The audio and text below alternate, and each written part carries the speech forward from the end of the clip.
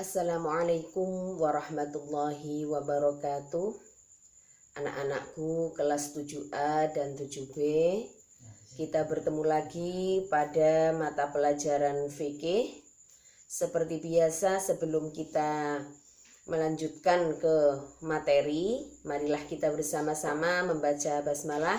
Mudah-mudahan pembelajaran pada kali ini dapat berjalan dengan lancar. Bismillahirrahmanirrahim. Terima kasih. Langsung saja pada pertemuan ketiga ini saya akan menjelaskan tentang alat-alat bersuci dan macam-macam air. Pada pertemuan kemarin sudah sedikit saya singgung tentang macam-macam air. Ini saya jelaskan lagi karena kemarin belum semua saya jelaskan. Macam-macam air, ya. Alat bersuci dan macam-macam air. Pada minggu kemarin sudah saya jelaskan untuk alat bersuci itu dibagi menjadi dua, ya. Yang pertama yaitu dengan air, yang kedua dengan benda selain air atau bukan air, benda padat, ya. Kemudian ditinjau dari hukumnya, tadi alat untuk bersuci yang pertama adalah air. Kita akan membahas tentang air, ya. Ditinjau dari segi hukumnya, air itu terbagi menjadi 4. Dilihat, ditinjau dari segi hukum, ya.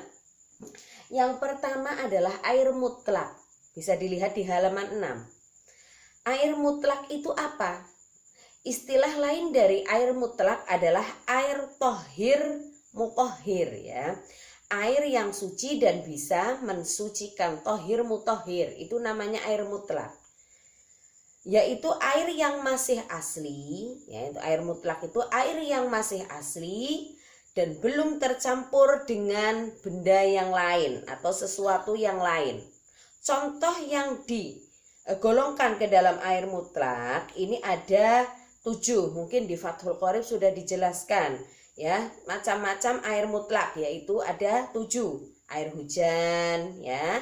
Air laut, air sungai, air sumur, air salju, air embun, dan air mata air itu yang digolongkan ke dalam golongan air mutlak, ya. Ini air yang pertama, air mutlak, tohir mutohir. Kemudian yang kedua ada air makruh. Apa itu air makruh? Yaitu air musammas, ya. Perlu digarisbawahi di sini ada kata air musammas, ya. Apa itu air musammas?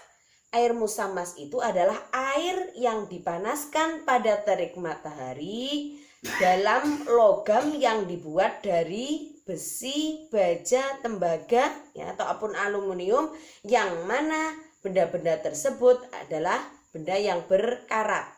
Ya, itu nanti hukumnya airnya makruh. Jadi kalau ada air yang dipanaskan di dalam besi, ya, ataupun tembaga, di mana besi atau tembaga ini berkarat, gitu ya, berkarat, maka air yang ada di dalam tempat besi atau tembaga yang berkarat tadi hukumnya makruh, ya. Karena apa? Karena air yang ditempatkan di tempat yang berkarat itu dapat menimbulkan penyakit. Makanya di dalam hukum Islam, air musyammas, air yang dipanaskan di tembaga ataupun besi yang berkarat itu adalah hukumnya makruh digunakan untuk bersuci. Paham, ya? Itu untuk air musammas. Tetapi kalau tempatnya seperti tandon air, ya, biasanya kan itu terbuat dari semacam kayak karet, itu enggak apa-apa karena tidak berkarat. Yang dimakruhkan adalah tempat tersebut berkarat yang menyebabkan penyakit sehingga hukumnya makruh. Kemudian pembagian yang ketiga ada air mustakmal, ya. Air mustakmal itu apa? Air, ya, tohir ghairu mutohir, ya. Namanya air mustakmal. Maksudnya apa? Airnya suci tetapi tidak bisa digunakan untuk bersuci. Ya, contohnya di sini seperti air yang sudah tercampur dengan zat lain, misalkan air kopi, air teh, itu airnya suci tetapi digunakan untuk bersuci itu tidak boleh. Itu namanya air mustakmal, air yang sudah digunakan untuk air mustakmal, air yang sudah dicampur, ya, dicampur dengan zat lain. Atau bisa masuk lagi air mustakmal itu adalah air yang kurang dari 2 kolah atau sudah digunakan untuk bersuci. Ya, air yang kurang 2 kolah itu adalah kalau kita melihat ukuran 2 kulah ya, dalam kitab 2 kulah itu 270 liter. Ya, kira-kira isinya 270 liter ya. Jadi kalau ada air yang ditempatkan di air yang kurang dari 2 kolah, kemudian cara bersucinya misalkan dengan berwudu, tangannya dimasukkan, air dari muka dimasukkan, air tersebut adalah air mustakmal. Meskipun airnya itu suci tetapi tidak bisa digunakan untuk bersuci, itu golongan air mustakmal lagi. Kemudian ya, air yang termasuk air mustakmal lagi bisa dilihat di situ, air buah-buahan atau air yang ada di dalam pohon.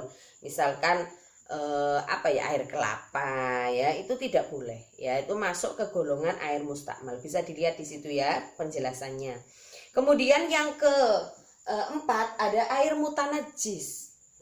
Air mutanajis itu apa? Air yang sudah terkena najis, yaitu air yang tadinya suci ya, tetapi kemudian terkena najis, maka disebut dengan air mutanajis. Sehingga bentuk atau warna atau rasa itu berubah ya, air itu akan berubah karena terkena najis, maka air tersebut tidak bisa digunakan untuk bersuci ya. Itulah yang dimaksud dengan pembagian air tadi. Ada air mutanajis, mustakmal, air makruh, dan air mutlak. Bisa dibaca ya, sering dibaca pokoknya karena penjelasannya banyak di sini.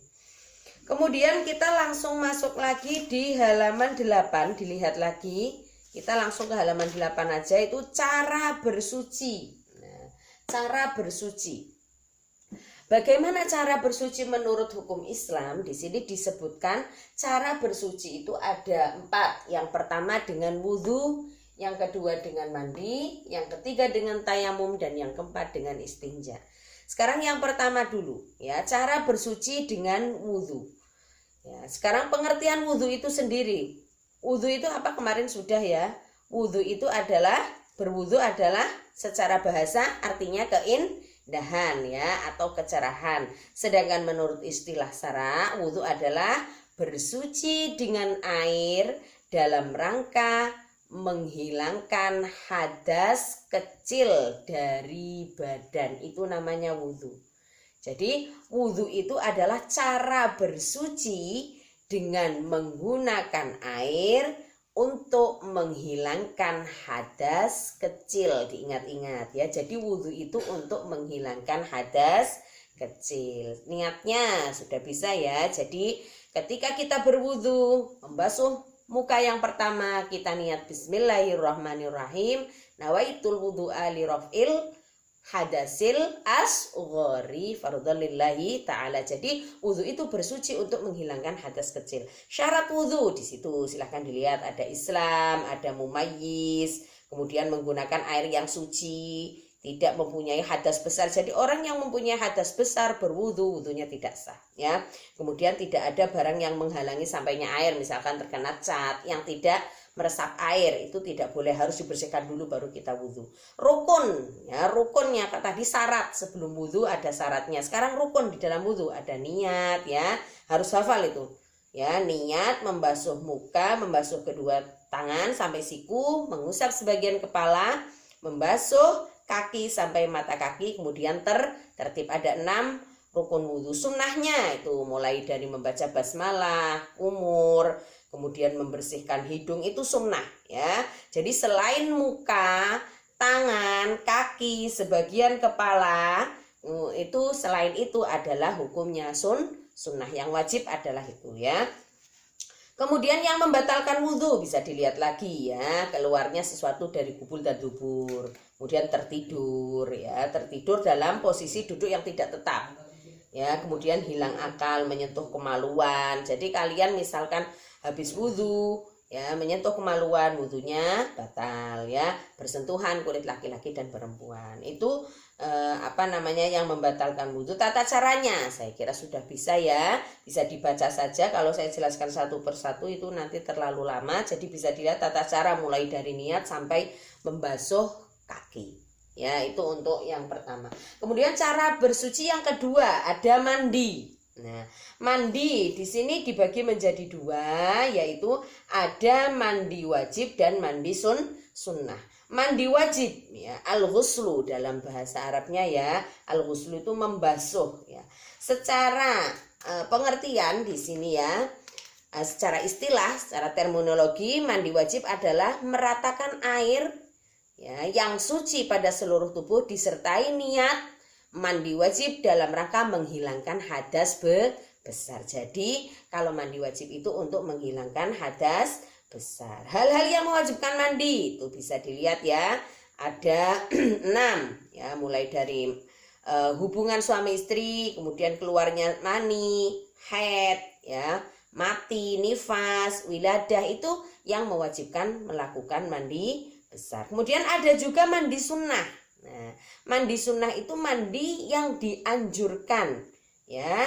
Jadi mandi yang dianjurkan ketika dilaksanakan mendapatkan pahala ya. Tetapi jika ditinggalkan tidak menghalangi seseorang untuk beribadah. Jadi ketika mandi sunnah itu ketika kita tidak mandi juga tidak menghalangi ibadah seseorang ya.